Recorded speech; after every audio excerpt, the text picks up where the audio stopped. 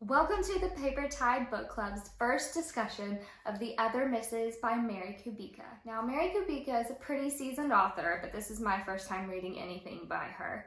This year in the Paper Tide Book Club, we are focusing on new books. The Other Misses hit shelves in February, and I'm so pleased that it made the April Book Club. Since I've never read anything by Mary Kubica, I was a little wary on how to say her name. To friends, I've been saying Kubica, but after a little bit of digging and watching a few live interviews with her, it's Kubica.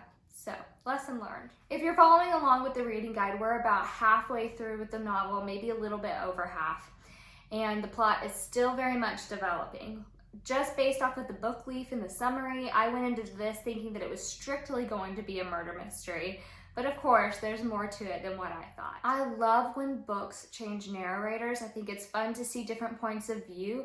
I also think it gives it a little bit of a quicker read, but I am questioning why she chose to use Mouse as a narrator. Mouse is a 6-year-old daughter of Morgan, the woman who's been murdered, and in my experience, whether it be a novel or a movie, children are creepy. They're either innocent or they're creepy. There's no in between. So I'm really questioning why she's made Mouse a main narrator. I'm kind of excited to see how that ends up. We also are experiencing an unreliable narrator, which I equally love. Sadie, who I think is safe to say is our main character throughout this novel, has been experiencing memory blackouts, which seriously compromises her credibility in this book. When it comes to her memory loss, we're seeing that with Otto, her son, being seriously bullied at school. He brings a knife to school, gets in trouble, obviously, and says, "Well, Mom, you're the one who told me to do it." Sadie, on the other hand, can't remember that conversation. We also see her mental break at the hospital. She botches the surgery, ends up going up to the roof, and hours later finally comes to with no memory of the experience.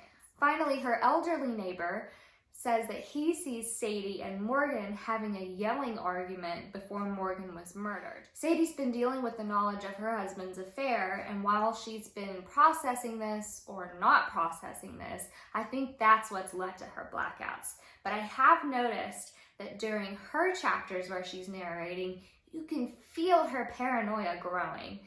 With the murder, with Imogene who's living in the home. I think there's just certain things that are really triggering her paranoia that you can feel it as a reader. I'll end with a question for you.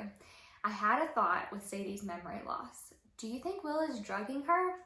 The only reason I thought about this was whenever Will went to the library with a play date with his son, he came back and noticed that Sadie hadn't eaten dinner. It was a deal.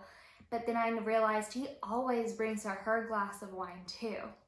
So what do you think? Do you think he's drugging her, or do you think he's just a cheating sleazeball? Either way, not the best husband. Kubica's novels are known for their twisty endings, and I can't wait to finish reading this one with you. Until next time, go with the tide.